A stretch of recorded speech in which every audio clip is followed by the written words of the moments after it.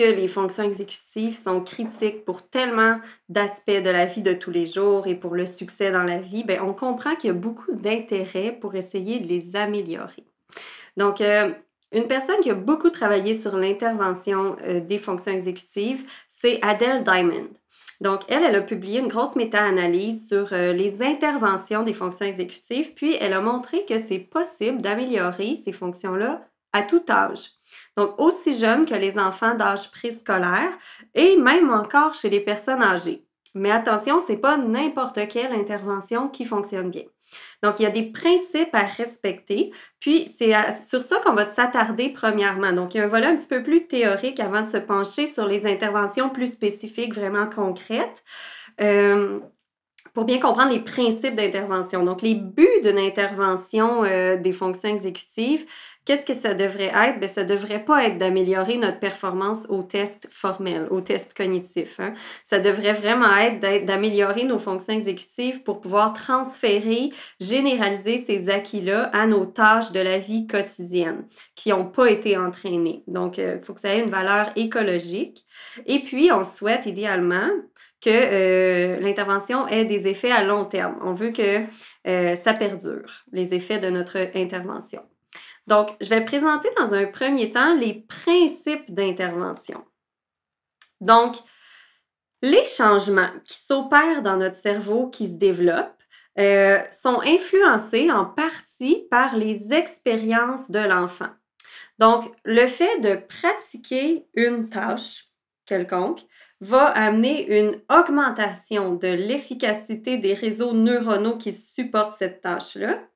Et puis, ça va amener ça, une augmentation pour des tâches qui impliquent des réseaux similaires. Donc, ça nous rappelle un lien avec la règle, le principe de Hebb, qui a été élaboré il y a très longtemps, en 1949. Donc, c'est un neuroscientifique qui a dit « Cells that fire together, wire together ». Fait qu'est-ce que ça dit, ça? Les circuits neuronaux qui s'activent souvent en même temps, bien, à la longue, ils deviennent connectés. Donc, ça reprend un peu cette idée-là. Donc, le fait de pratiquer une tâche, hein, ça permet aussi de l'automatiser. Donc, quand on devient capable de faire la tâche d'une façon plus automatique, donc en prenant moins de nos ressources, bien, ça diminue la charge sur nos fonctions exécutives et donc, ça nous laisse plus de ressources disponibles pour faire le reste de nos opérations mentales.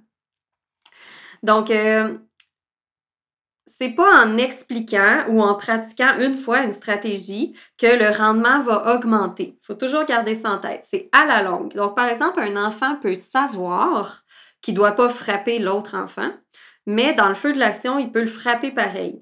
Donc, c'est la différence entre savoir ce qu'on doit faire et que ça devienne une partie de nous, finalement. Puis, c'est seulement en pratiquant, dans ce cas-là, le contrôle de soi, que ça va devenir une partie de nous. Donc, le développement de nos fonctions exécutives, comme on voit, c'est interrelié avec mon environnement puis avec les expériences auxquelles je suis exposée. Puis c'est une influence qui est bidirectionnelle. Donc, le niveau de développement de mes fonctions exécutives à un moment X va influencer les expériences auxquelles les gens autour de moi décident de m'exposer et les expériences auxquelles je suis exposée plus elles sont complexes, vont venir faire en sorte que mes fonctions exécutives se développent de plus en plus. Donc, c'est d'autant plus pertinent d'intervenir auprès des enfants dont le cerveau et spécialement les lobes frontaux est en développement. Donc, non seulement pratiquer une fonction exécutive, pratiquer, dans le fond, ça va améliorer mes fonctions exécutives, mais plus je vais utiliser une stratégie, plus je vais vouloir l'utiliser parce que je vais prendre de plus en plus conscience des bénéfices qui sont associés à l'utilisation de cette stratégie-là. Donc, c'est un cercle vertueux dans ce cas-là où j'utilise la stratégie, ça me donne un bon résultat, j'ai un succès, ma performance académique, par exemple, j'ai une bonne note, est augmentée. Et donc, en retour, ça me donne un sentiment de compétence, ça va augmenter ma motivation, puis les efforts que je vais investir la prochaine fois dans une tâche qui est similaire. Donc, puis ça, en soi, ça va augmenter ma performance académique. Je présente ça parce que pour montrer que c'est important que le jeune vive des succès quand on essaie de lui apprendre des stratégies pour, améliorer ses fonctions exécutives, quitte à diminuer les exigences temporairement. Parce que si la marche à monter, elle est trop haute, même si le jeune se force, ça va pas conduire à un succès. Et donc, la prochaine fois qu'on va lui proposer d'utiliser une stratégie, ben, il sera peut-être pas intéressé à l'investir. Donc, en mettant des choses qui sont vraiment plus à sa portée, des défis qui sont, même si ça correspond pas aux attentes pour son âge, si lui, c'est à sa portée, ça va le motiver graduellement à utiliser les moyens qu'on lui propose et donc à s'améliorer éventuellement. Euh, donc, pour enseigner des stratégies aux enfants, aux adolescents, la façon qui est suggérée, c'est ce qu'on appelle l'internalisation graduelle. Donc, dans le fond, dans un premier temps, je le fais en tant qu'intervenant, en tant que parent, et tu me regardes. Donc, je fais du modeling. Ensuite, on le fait ensemble. Et dans un troisième temps, tu le fais et je te regarde, je te supervise. Donc, c'est comme ça que le jeune apprend à faire face à tel ou tel type de tâche idéalement. On peut faire une analogie, hein? Si je ne sais pas comment me rendre à quelque part, je demande à quelqu'un de me dessiner un petit plan pour le chemin.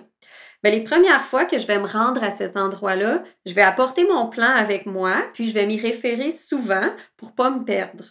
Mais si j'y vais assez souvent à cet endroit-là, bien, éventuellement, j'aurai plus besoin de mon plan. Je vais l'avoir internalisé.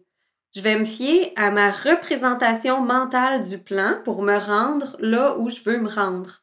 Donc, j'ai internalisé c'est ça le concept de internaliser graduellement les stratégies. Ça demande de supporter l'enfant pendant un certain temps avant que la stratégie, que l'intervention qu'on essaie de faire devienne une partie de lui-même. Puis donc, accompagner le jeune, puis graduellement, on lui pose des défis de plus en plus grands. Puis comment savoir à quel moment on enlève un niveau de structure, ou tu sais, qu'on rend le cadre un peu plus flexible, plus lousse? Bien, c'est vraiment par essai et erreur qu'on va pouvoir savoir. Donc, on observe. Si ça ne fonctionne pas, on revient simplement au niveau de structure ou d'encadrement qu'on avait précédent parce que l'enfant n'est pas prêt pour le moment.